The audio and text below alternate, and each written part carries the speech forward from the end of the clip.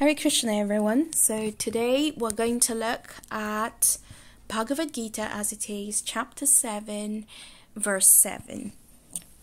Let's just do the pranam mantras first. Namo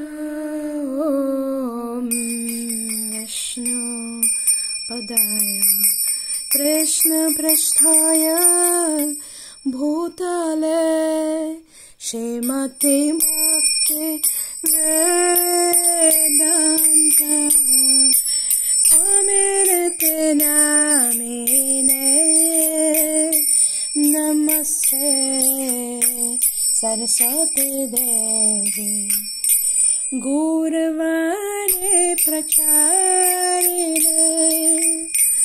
Nirvishesha Sunyavadi Pashkatyane Shatarine Jaya Shri Krishna Chaitanya Prabhu Nityananda Shri Advaita Gadadhar Shivasadi Guru Bhakta Vrinda Hare Krishna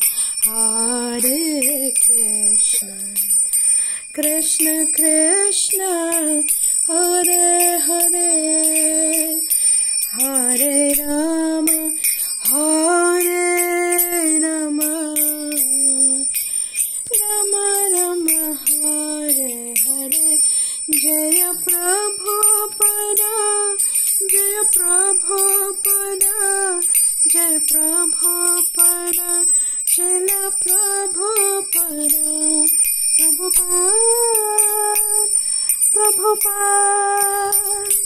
Prabhupada Jaya Prabhupada.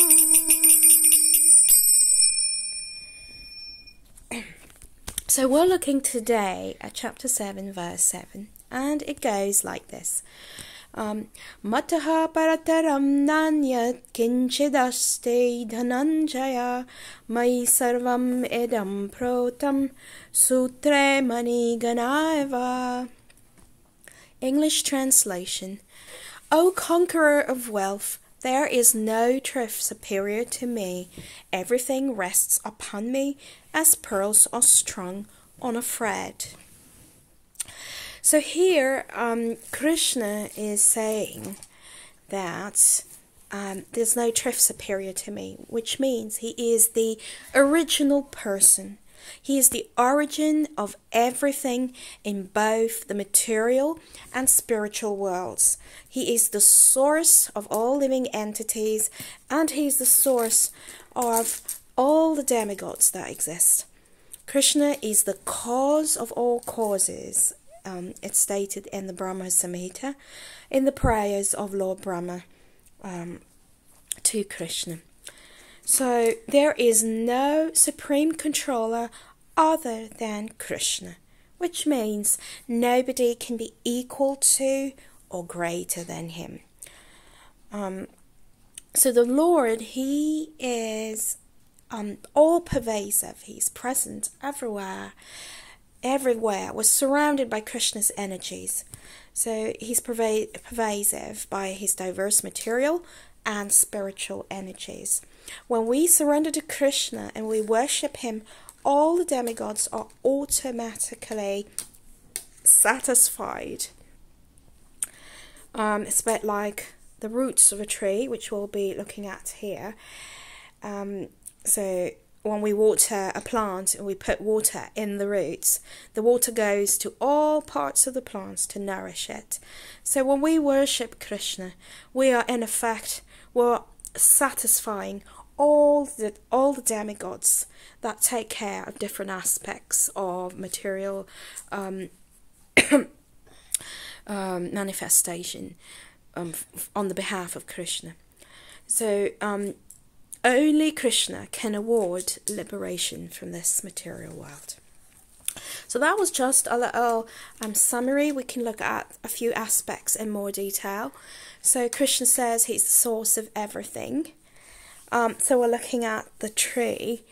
We see as the root of a tree maintains the whole tree. Krishna, being the original root of all things, maintains everything in this material manifestation. So we know in the material universe there are lots of planets, the topmost one of which is Brahmaloka, where Lord Brahma lives. There are 14 planets in the material universe. As I said, the topmost being Satyaloka or Brahmaloka, the lowest being the hellish planets. So these 14 planets in the material universe, including planet Earth, which is in the middle, it's called a middle planetary system.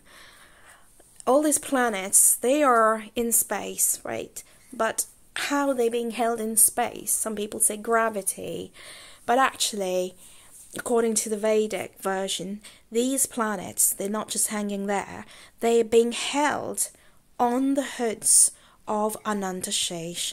We know Anantashesh is the snake bed of Lord Vishnu. He's none other than Balaram himself, who's expanded to form a bed for the Supreme Lord. So Anantashesh has thousands of hoods. He is very powerful, and on his hoods rest all the planetary systems. So that's what we call the force of gravity. So Anantashesh himself, if you can look at this huge tortoise form of the Lord, Kurmadev, you can see that Anantashesh himself is sitting, he's being supported by Kurmadev. So Brahma Vaivarta Purana says, for the earth, the resting place is Lord Shesh. For Lord Shesh, the resting place is the great tortoise beneath him. For the tortoise, the resting place is the wind. For the wind, the resting place is I myself, Krishna says. So all these planets are being held on the hoods of Anantashesh. Otherwise, they would fall into the Garbhodaka ocean. So the ocean in which we see Kurmadev here, this is the ocean of Garbhodaka, which, according to the Vedic scriptures, is the ocean that fills up half of the universe. So the other half is the outer space where all the planets are. The 14 planetary systems are there in the space. And the other half is filled with the Garbhodaka ocean. We remember the story of Lord Varahadev, who appeared not only to kill the demon Hiranyaksha, but also to rescue planet Earth, which that demon had caused to fall into the Garbhodaka ocean from space. So, yeah, so that's just a story. So, how about the sun and the moon? So, the moon, we know, let's start with the sun. So the sun is there every single day, shining, with its warmth and heat and light. It maintains life on this planet. So the sun is shining very brightly. Where is the sun's light coming from? How about the moon? The moon comes out at night and it lights up the dark sky with a beautiful moonlight. Where is the moonlight coming from? Where is the sunlight coming from? It's also coming from Krishna. It's actually originally emanating from the effulgence of Krishna's body, which is called the Brahma Jyoti. So Krishna is the master of all entities as well. Krishna, so we have 330 million demigods that take care of different aspects of creation maintenance. because Krishna is like the king. The king doesn't personally himself do things. He delegates to different ministers. So we'll have a minister in charge of education, a minister in charge of health.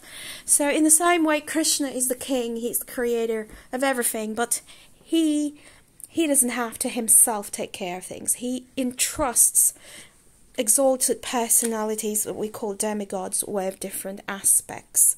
So we have a demigod of the wind, we have a demigod of the sun, we have a moon demigod, we have demigods in our body controlling different aspects of different physiological processes, digestion, sleep.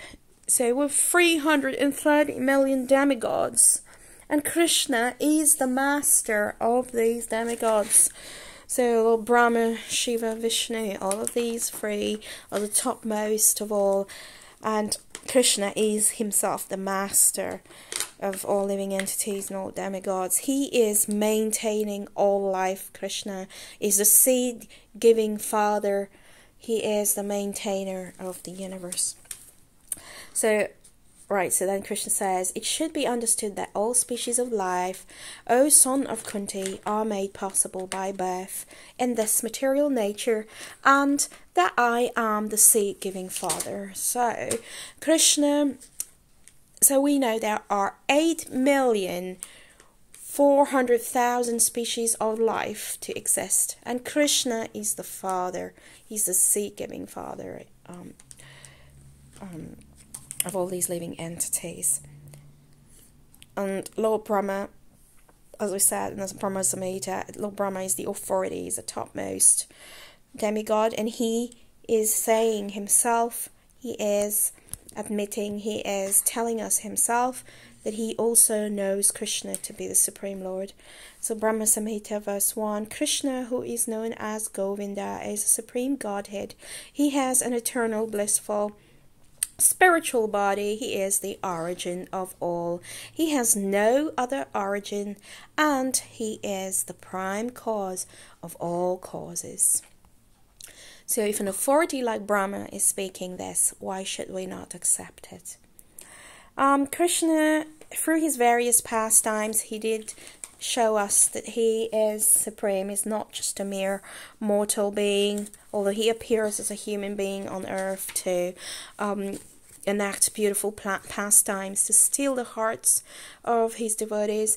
Still, he remains the Supreme Lord, although he might be a little child running to Mother Yashoda when he hears the rumbling of thunder, hiding behind his mother's dress, or stealing butter, or being dragged on the mud by calves. He is nevertheless the Supreme Lord. We should not be misguided into thinking he's just a little child. Krishna killed Putana when he was still a baby. He it's not depicted here, but he also killed so many demons while he was small. Trinavarta, the whirlwind demon, Shakatasura, the little when he was still a little baby, with a little kick of his soft baby like feet, he kicked the cart in it. He sent it hurtling into space.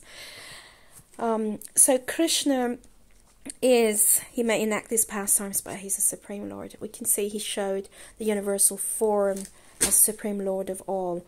On the battlefield of Kurukshetra, he showed this form to Arjuna.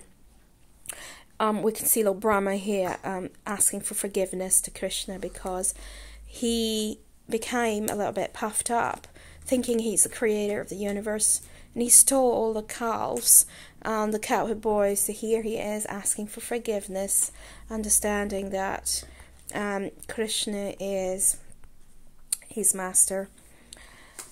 Sometimes even the demigods, they forget that Krishna is the Supreme Lord, and Krishna has to remind them. Krishna doesn't like his devotees to be puffed up and think that they are the Lord and Master. So he's so merciful and kind that he creates a situation to bring the devotee back to being sober and understanding that we're not the supreme. Krishna is the supreme. Here we see Mother Devaki, the mother of Krishna, in the prison house when she's pregnant. All the demigods appeared there in the prison house. They appeared to offer their prayers and respects to Krishna and the womb of Mother Devaki. Here we can see at the bottom Krishna curbing the pride of Brahma. So so I can tell the story very briefly. So once Lord Brahma, the four-headed Brahma of this material world, this material creation, he wanted to have darshan of Krishna in Dwarka. So he came to the door, and the guard who was there asked him, "So who are you? What should I say to Krishna?" And Lord Brahma said, "Just tell him that Brahma is here to see him." So the guard went to Krishna, and Krishna said, "Brahma, which Brahma is this?" And so the guard went back and asked, "Which Brahma are you?" And Lord Brahma was completely bewildered. He was shocked. What do you mean? There's only one Brahma? He thought he was the only Brahma. But actually, there are so many different Brahmas, because there are innumerable universes coming out of the pores of Kshirodakashayi Vishnu, and each of those universes is obviously it's got a Brahma in to take care of populating those universes. So in some universes, because they're so much bigger than this universe in which the Earth is present, they could have 100 heads, 1,000 heads, million heads even. So our universe is small. There's more massive universes. So the Brahmas have more heads. So Lord Brahma, who had 4 heads from this material universe, didn't know that. So Lord Krishna obviously could understand the mind of Lord Brahma, and so he called all the Brahmas from all the universes that exist. So when Lord Brahma came to pay respects to Krishna, he was completely baffled to see all these Brahmas flying on their swans, coming down to pay obeisances to Krishna. Some of them had 100 heads, as I said, some thousands, some millions. So Lord Brahma, who had 4 heads, was very much humbled to see this, and he understood that he was just a speck of dust. So that was the story. Right. So now we'll move on to another story. This is the story of Isaac Newton. So, Isaac Newton, we all know Isaac Newton, right? So he had friends who did not believe in a superior force, in superior force controlling everything, in God. They were atheists, right? But Isaac Newton, he knew, he believed in God. So his friends would say, "Oh no, there's no God. What are you talking about? It's just, there are planets, but there's no God." So one day Isaac Newton invited one of his atheist friends to his house. When his atheist friend got into the room, he saw a beautiful model of the solar system with all these planets revolving around the sun. It was a very elaborate model that Isaac Newton had come up with. It was very beautiful and illustrated everything very nicely. So the friend was really impressed. When he saw this model, he was thinking, "Oh, wow, this is so amazing. Beautiful model of the sun, the moon, and all the planets." So he said, "Oh, wow, this is beautiful model. Who made it? Who made this beautiful model?" He asked his friend Isaac. And Isaac said, Oh, well, no, nobody made it. What are you talking about? It's just there. It just came about. I don't know who made it. Obviously, his friends started laughing. Are you playing a trick on me? What do you mean? Somebody must have made it.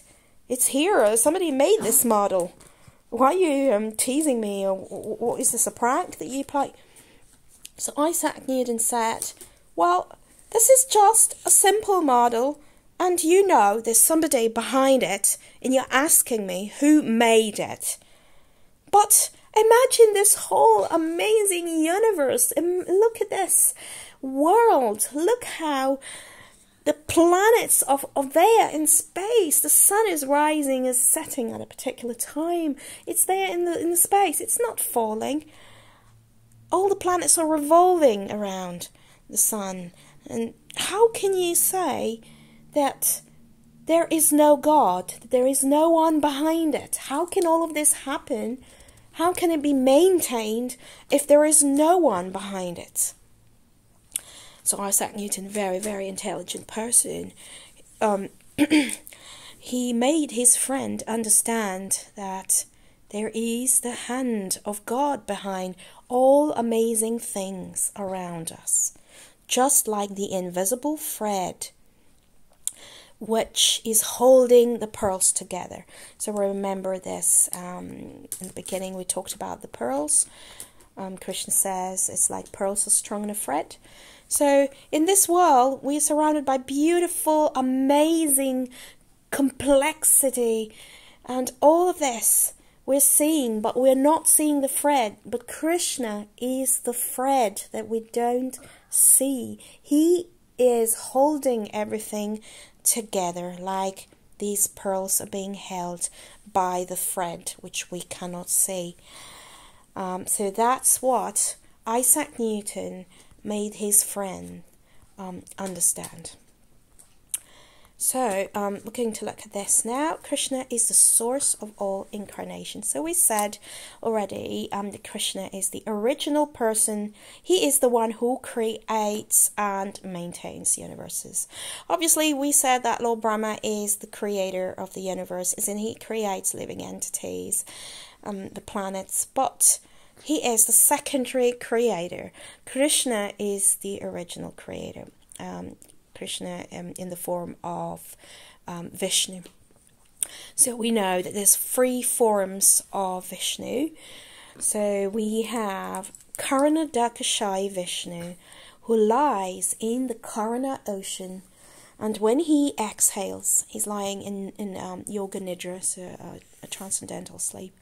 When he exhales, millions and millions, innumerable universes come out from the pores of his body.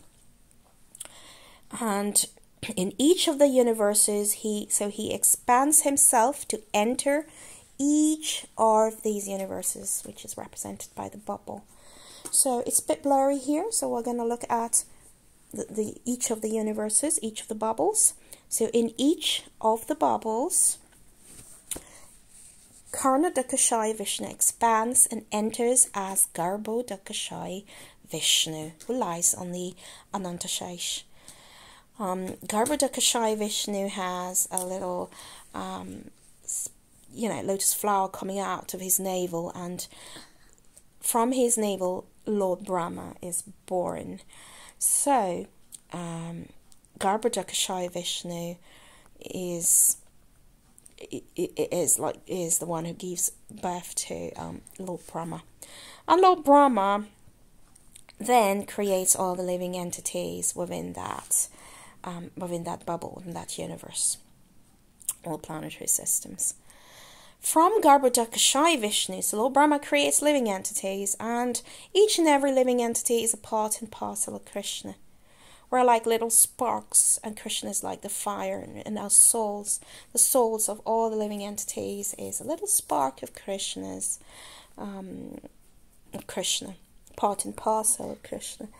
So Lord Brahma creates living entities, and Krishna or Vishnu enters in each of the living entities, because if Lord Vishnu did not enter, there would be that wouldn't be possible for the living entity to live. So From Garbhodakashayi Vishnu, there is an expansion, and we end up with Kshirodakashayi Vishnu, who enters the heart of every living entity, and he sits in the heart of living entity as the Paramatma, the Super Soul. So 3 forms of Vishnu. Krishna is the fountainhead of all incarnations. Also, we recognize the different incarnations of Krishna here, the Das avatars, we say. But Krishna has unlimited incarnations, actually, that come in every yuga. His incarnations are in every different colors, different forms. So we see Nrsingadev, half man, half lion. We see the dwarf incarnation here, Vamanadev. We can see he came as Varahadev, the boar incarnation, the tortoise, Kurmadev.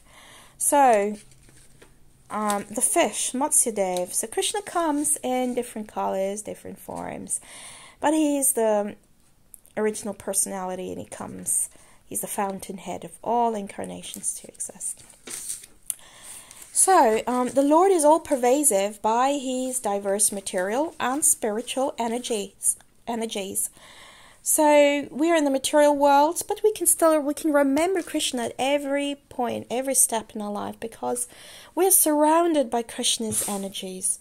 We just can't forget Krishna when we see his energy working around us. We see the sun, so remember Krishna. We drink water, we remember Krishna is a taste of water. He says that in the Bhagavad Gita.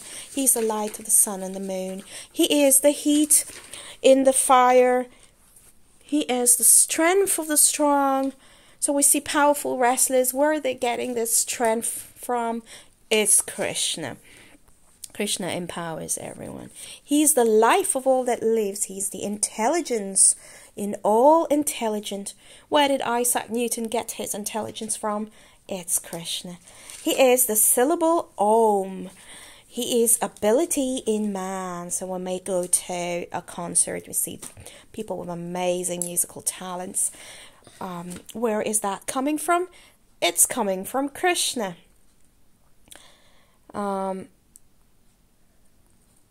We see earth, the fragrance of the earth, Krishna says, is him also, the sound and ether. So, Krishna he is the master. He is the master of the universe. Everything rests upon him, right? But isn't it amazing that although he's the great boss, he is also the friend of his devotees. He is very affectionate to his devotees, and he reciprocates with their loving devotion. Sometimes in this world we may shower a lot of love and affection, put in a lot of effort in relationships, but then in the end that person may just not care about us, may just forget about us. But Krishna, he is very attentive, very affectionate to every little bit that we can do for him. He's very affectionate to his devotees. Every little bit of love he appreciates, he values, he reciprocates. So we take one step towards Krishna. Krishna takes 10 steps towards us. Isn't that amazing? Although he's the great boss, he's still so sweet. He's very humble as well, and very loving. One who knows Krishna consciousness is blessed. Intelligent people knowing Krishna to be the supreme controller, supreme lord of everything, surrenders unto him and worship him with love and devotion. So, in this day and age, in the age of Kali Yuga, there's a very easy process to worship Krishna, and that is given to us by Lord Chaitanya, who is Krishna himself in the golden complexion. He gives us a simple method, which is just chanting of the Hare Krishna Mahamantra. Hare Krishna, Krishna Krishna, Hare Hare, Hare Ram, Ram Ram, Hare Hare. Let us all chant this mantra and achieve all perfection in our life by worshipping Govinda, who is the cause of all causes, who is the Supreme Lord of all living beings. Hare Krishna.